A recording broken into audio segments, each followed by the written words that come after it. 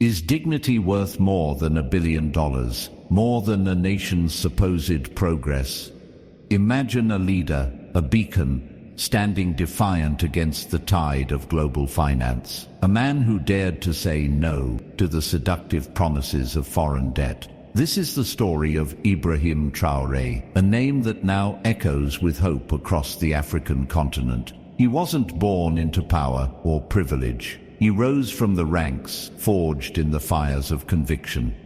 He saw, with unwavering clarity, the chains that bound his people, the invisible shackles of debt that threatened to suffocate their dreams. And he absolutely knew, that something had to change. It began not with a grand declaration, but with a quiet resolve. A seed of defiance planted in the heart of a young officer, watching his nation struggle under the weight of obligations it could never truly repay.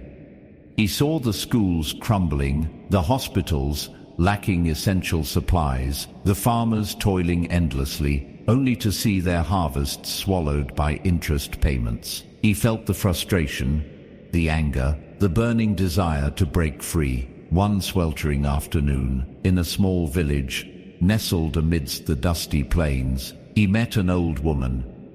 Her face, etched with the wisdom of generations, told a story of hardship and resilience. She spoke of her grandchildren, their hopes, their dreams, their future, all hanging precariously in the balance.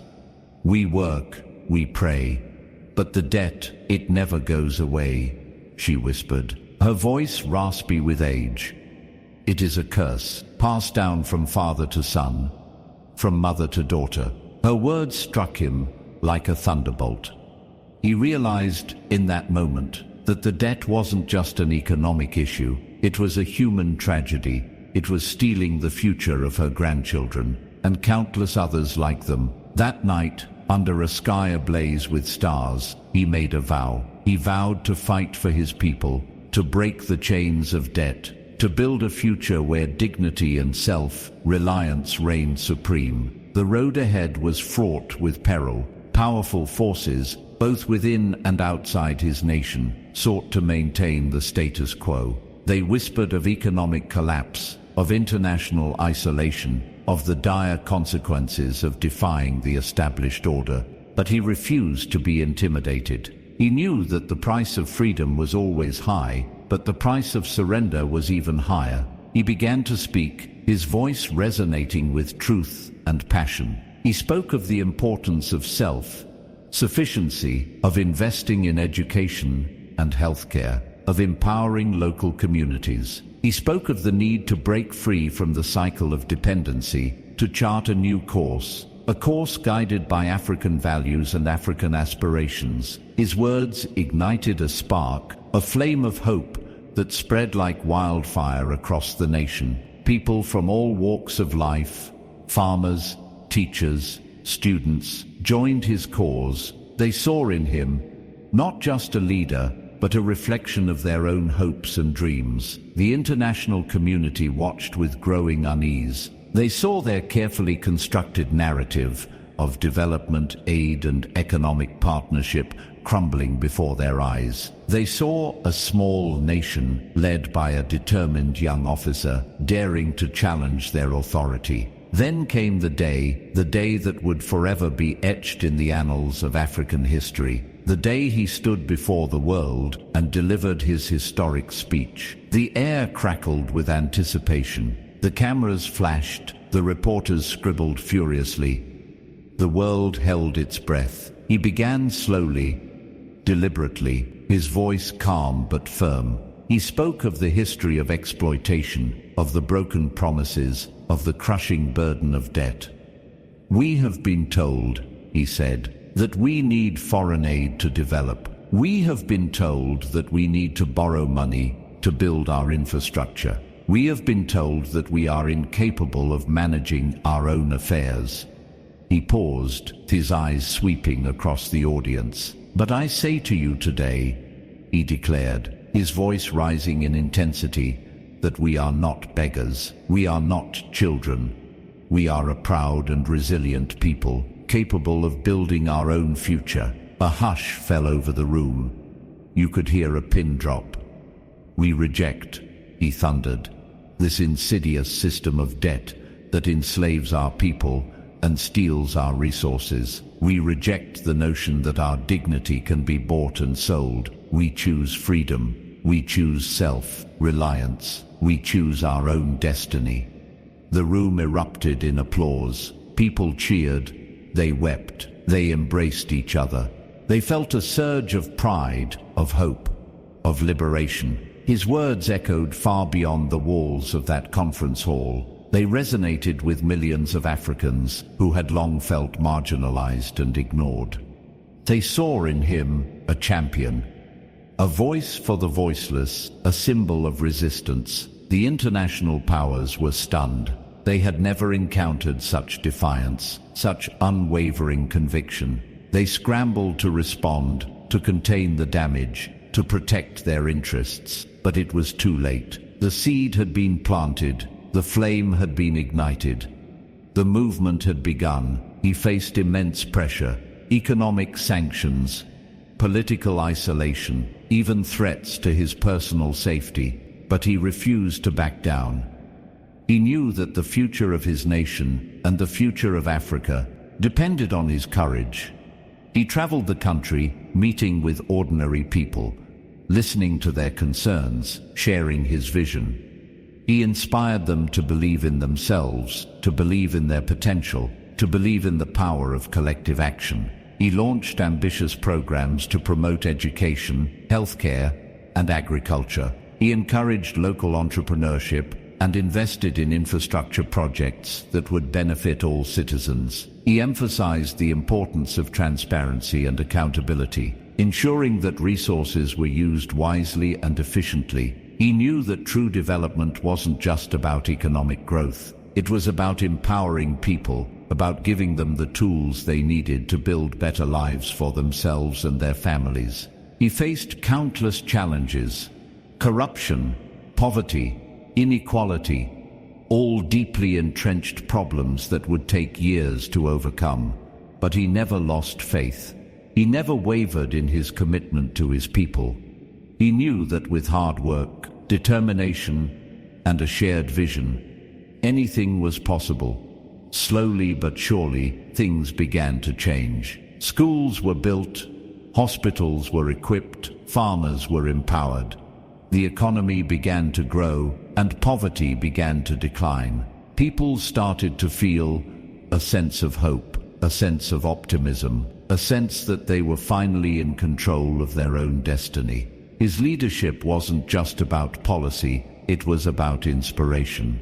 He inspired people to be better, to do better, to believe in the impossible. He showed them that they were capable of achieving great things, that they had the power to transform their lives and their communities.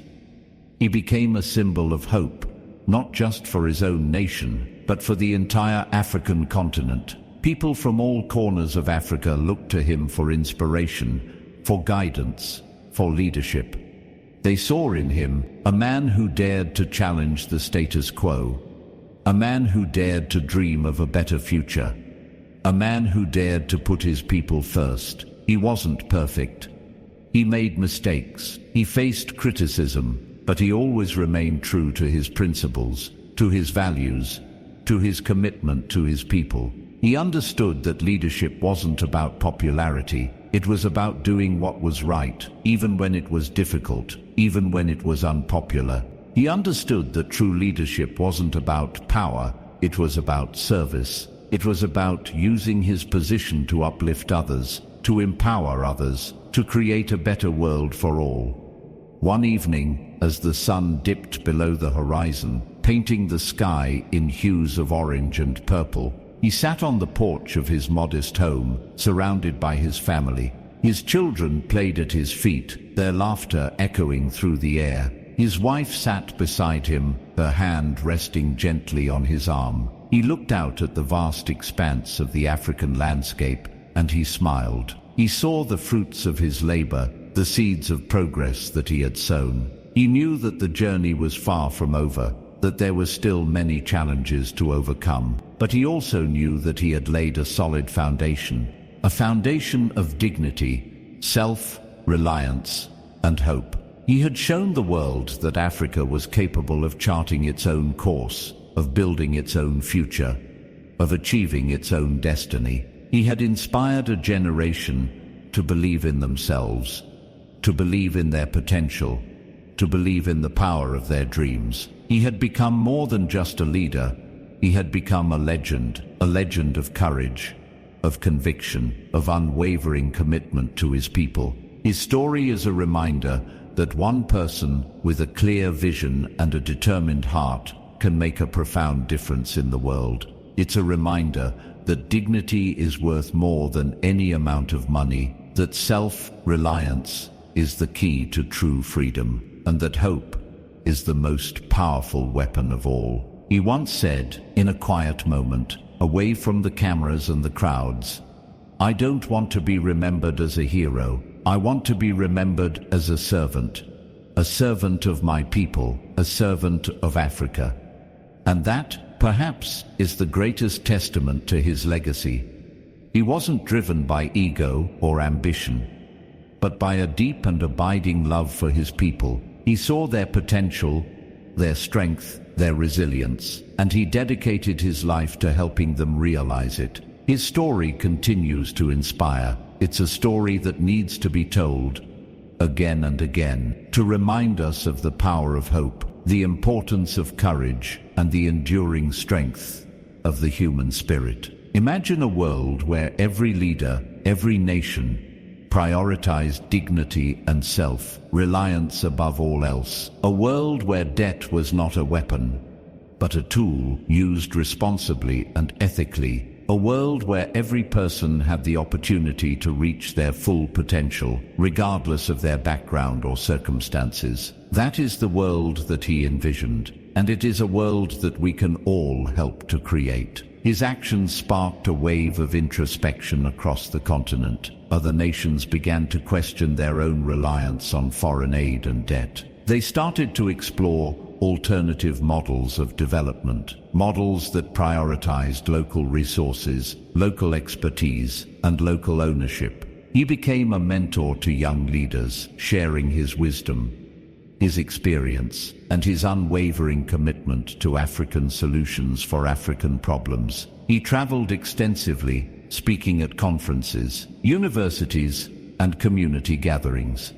He shared his story, his vision, and his message of hope. He inspired countless young Africans to enter public service, to dedicate their lives to building a better future for their continent. He emphasized the importance of education, of critical thinking, of challenging the status quo. He encouraged young people to question everything, to think for themselves, and to never give up on their dreams. He understood that the future of Africa depended on its youth, on their creativity, their innovation, and their unwavering commitment to progress. He also recognized the importance of unity. He believed that Africa could only achieve its full potential if it worked together as a united force. He actively promoted regional cooperation, encouraging countries to share resources, expertise, and best practices.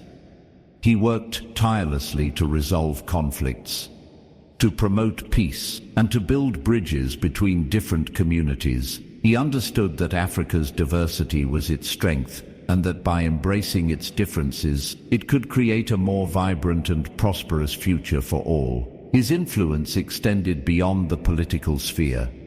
He also inspired artists, musicians, and writers to create works that celebrated African culture, African identity, and African aspirations. He understood the power of art to inspire, to educate, and to unite. He actively supported the arts, providing funding, resources, and platforms for African artists to showcase their talents. He believed that art could play a vital role in shaping public opinion, in promoting social change, and in building a more just and equitable world. His legacy is a testament to the power of one person to make a difference. He showed the world that even the smallest nation, with the most limited resources, can achieve great things, if it has the courage, the vision, and the determination to chart its own course. He inspired a generation to believe in the impossible, to dream of a better future, and to work tirelessly to make that future a reality. His story is a reminder that we all have the power to make a difference, that we all have a responsibility to contribute to the betterment of society, and that together we can create a world where dignity, self-reliance, and hope reign supreme. He wasn't just rejecting debt. He was rejecting a mindset of dependency, of inferiority, of resignation. He was saying that Africa was not a victim, but a victor, a continent with immense potential, waiting to be unleashed. He challenged the very foundations of the global economic order. He questioned the motives of those who offered loans with strings attached. He exposed the hypocrisy of a system that claimed to promote development while perpetuating poverty and inequality. His actions sent shockwaves through the financial institutions of the world. They realized that they could no longer take Africa for granted. They realized that a new generation of leaders was rising, leaders who were not afraid to challenge the status quo. He understood that true independence wasn't just about political freedom, it was about economic freedom. It was about controlling your own resources, your own destiny, your own future.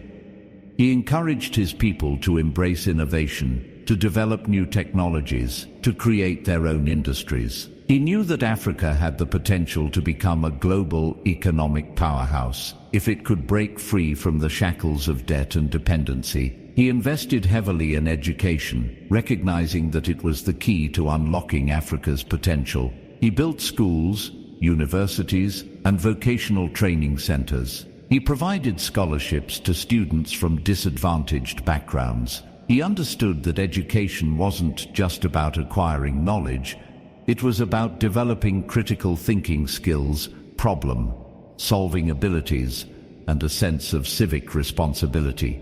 He also recognized the importance of healthcare. He built hospitals, clinics, and community health centers.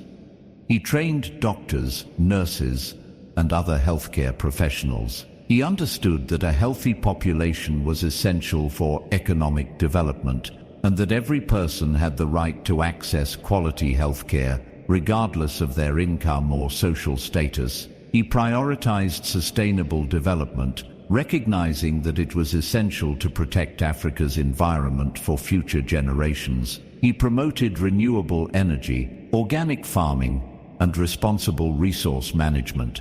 He understood that Africa had a unique opportunity to build a green economy, an economy that was both prosperous and sustainable. His vision was holistic, encompassing all aspects of human development. He believed that true progress required economic growth, social justice, environmental sustainability, and good governance. He was a visionary leader, a transformative figure, a true champion of Africa.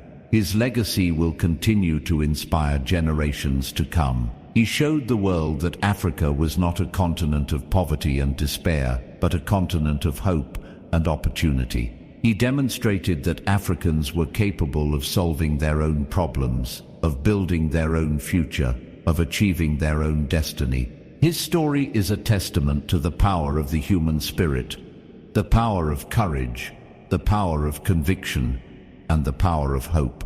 He wasn't just a leader, he was a symbol of resistance, a symbol of hope, a symbol of the new Africa. And his legacy will continue to inspire, to challenge, and to empower for generations to come. He dared to dream of a different Africa, an Africa free from debt, free from dependency, free from exploitation, and he dedicated his life to making that dream a reality. What if we all dared to dream like that? What if we all dared to challenge the status quo? What if we all dared to put dignity and self-reliance above all else? The world would be a very different place, He understood that the fight for freedom and justice was never truly over. It was a constant struggle, a continuous process of striving for a better world. He encouraged his people to remain vigilant, to defend their hard-won gains, and to continue pushing for progress. He knew that the forces of oppression and exploitation would never disappear completely, but that they could be overcome with courage, determination, and unwavering commitment to the principles of justice and equality. His story is a reminder that the future is not predetermined, that it is shaped by our choices, our actions, and our beliefs. We all have the power to make a difference, to create a better world, to build a more just and equitable society. Let us be inspired by his example. Let us follow in his footsteps, and let us work together to create a future where dignity, self-reliance, and hope reign supreme. His rejection of billions wasn't just a financial decision. It was a declaration of independence. It was a statement that Africa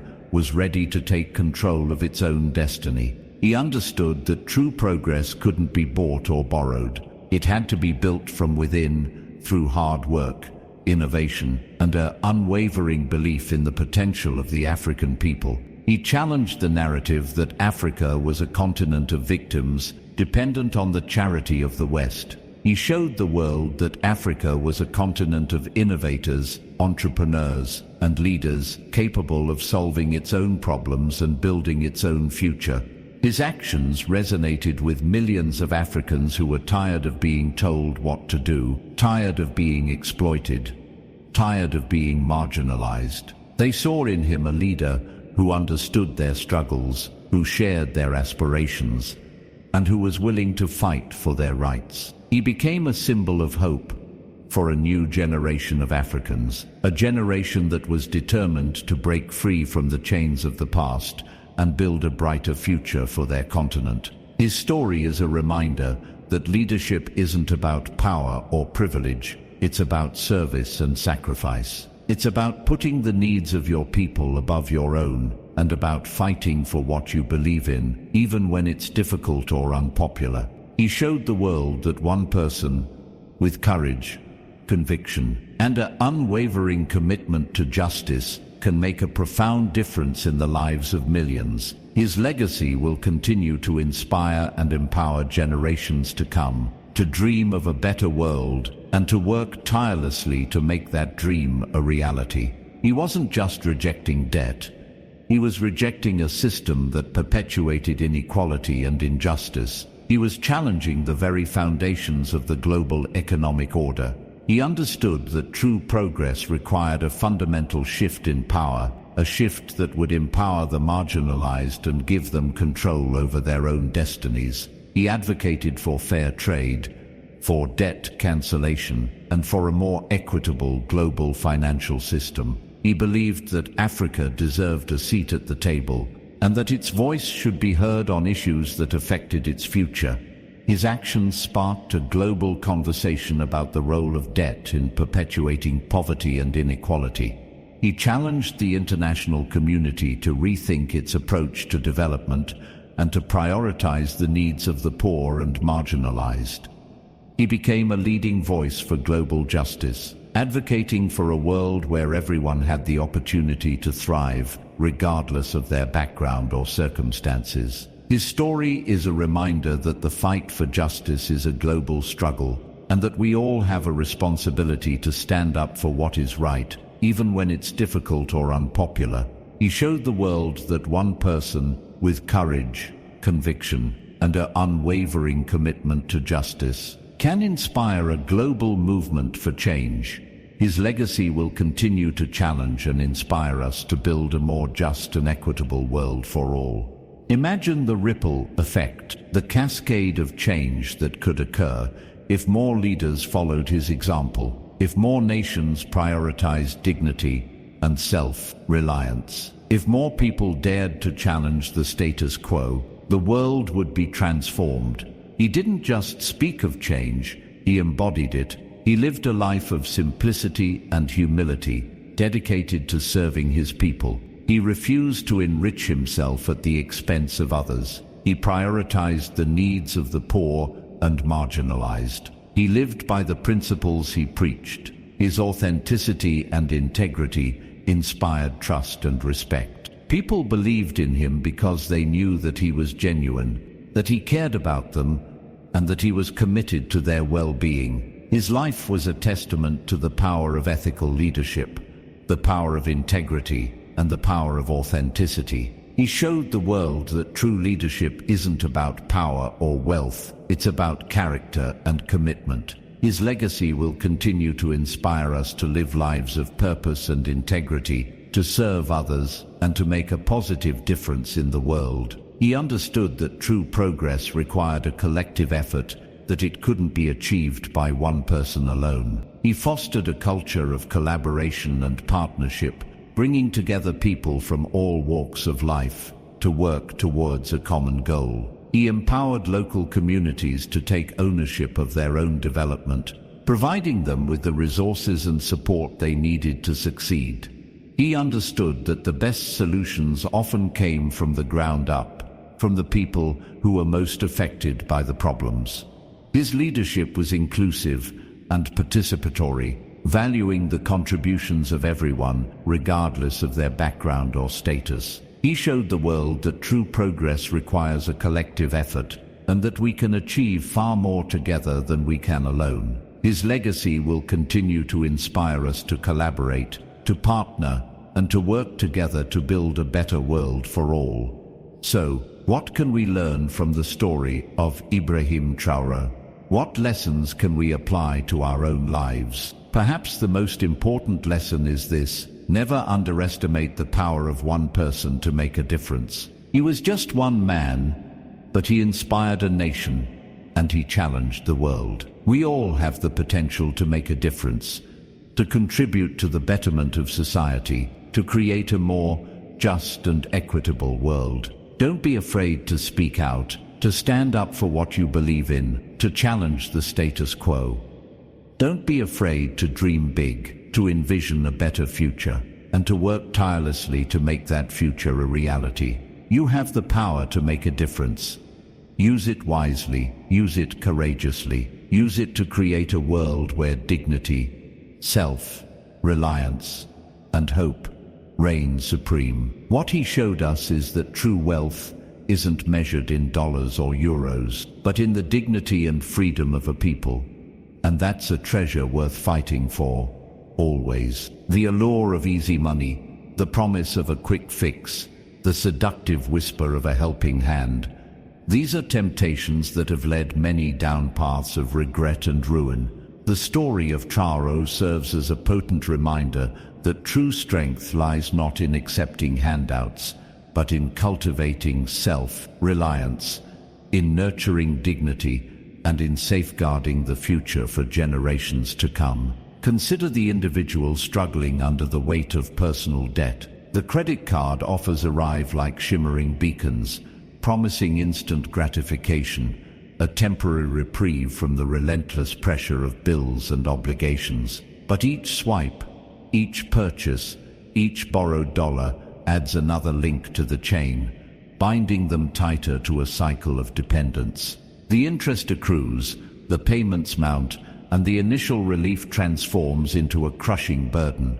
They find themselves working harder and harder, simply to stay afloat, their dreams and aspirations receding further into the distance. Or consider the small business owner, brimming with passion and innovation, eager to bring their vision to life. They approach the bank, seeking a loan to fuel their growth, to expand their operations, to reach a wider audience. The banker smiles, offers assurances, and presents a contract filled with complex terms and hidden fees. The owner, blinded by optimism and driven by ambition, signs on the dotted line, unaware of the potential pitfalls that lie ahead. The market shifts, competition intensifies, and the business struggles to generate the revenue needed to service the debt. The owner is forced to make difficult choices, cutting corners, laying off employees, sacrificing quality. The dream begins to unravel, and the business teeters on the brink of collapse. And then there are the communities, the towns, the cities that fall prey to the siren song of development. A large corporation promises jobs, investment and prosperity, but demands tax breaks, regulatory exemptions, and access to natural resources in return. The local leaders, eager to revitalize their struggling economies, agree to the terms, sacrificing long-term sustainability for short-term gains. The corporation arrives, extracts what it needs, and then moves on, leaving behind a trail of pollution, depleted resources, and broken promises. The community is left worse off than before, its environment degraded, its social fabric frayed, its future uncertain. These are just a few examples of the insidious nature of debt, of the subtle ways in which it can undermine our autonomy, erode our values, and compromise our future. But the story of Traore offers a different path, a path of courage, integrity, and self. It is a path that requires us to resist the temptation of easy money, to question the motives of those who offer us assistance, and to prioritize our own long-term well-being. What does it truly mean to be independent?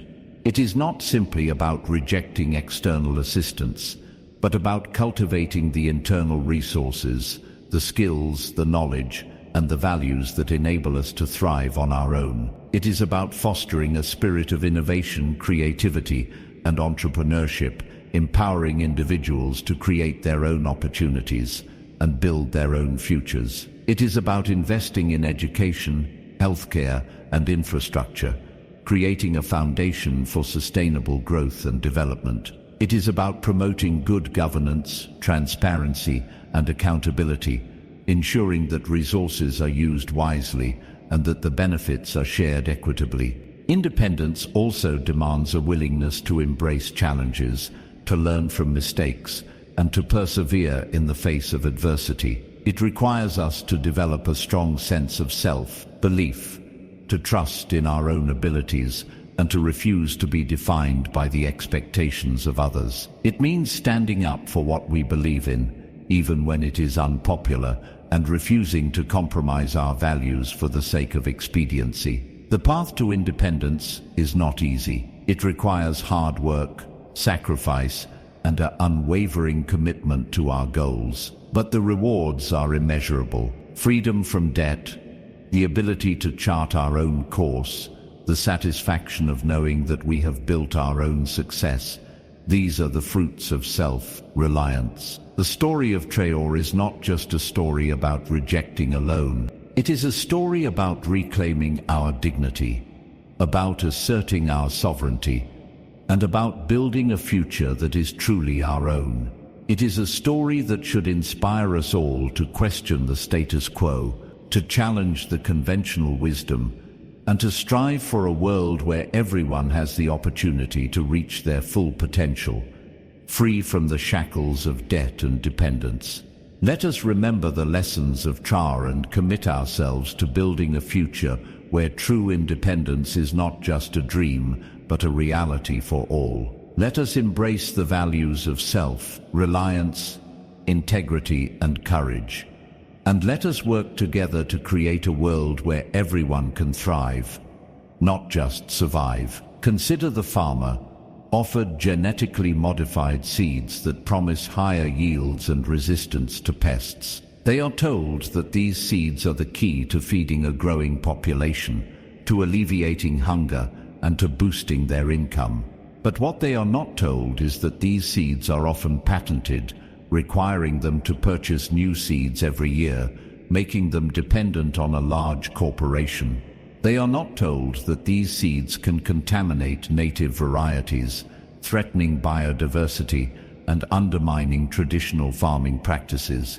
They are not told that these seeds can require the use of harmful pesticides and herbicides, damaging the environment and injuring their health. The farmer, seduced by the promise of higher profits, accepts the seeds, but soon finds themselves trapped in a cycle of dependence. They are forced to rely on the corporation for their seeds, their fertilizers, and their pesticides.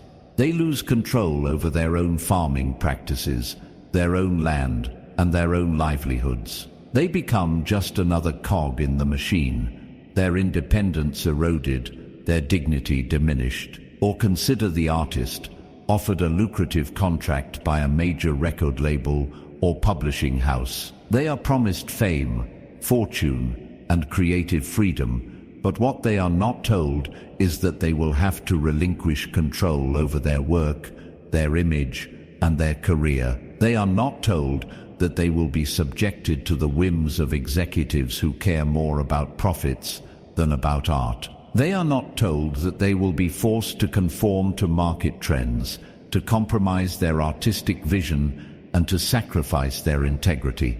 The artist, blinded by the allure of success, signs the contract, but soon finds themselves trapped in a gilded cage. They are forced to create work that they do not believe in, to perform for audiences that they do not connect with, and to live a life that is not their own. They lose their passion, their creativity, and their sense of purpose. They become just another product, their art commodified, their soul diminished. These are just a few examples of the subtle ways in which we can be seduced by the promise of external validation, of the dangers of sacrificing our autonomy for the sake of short-term gains.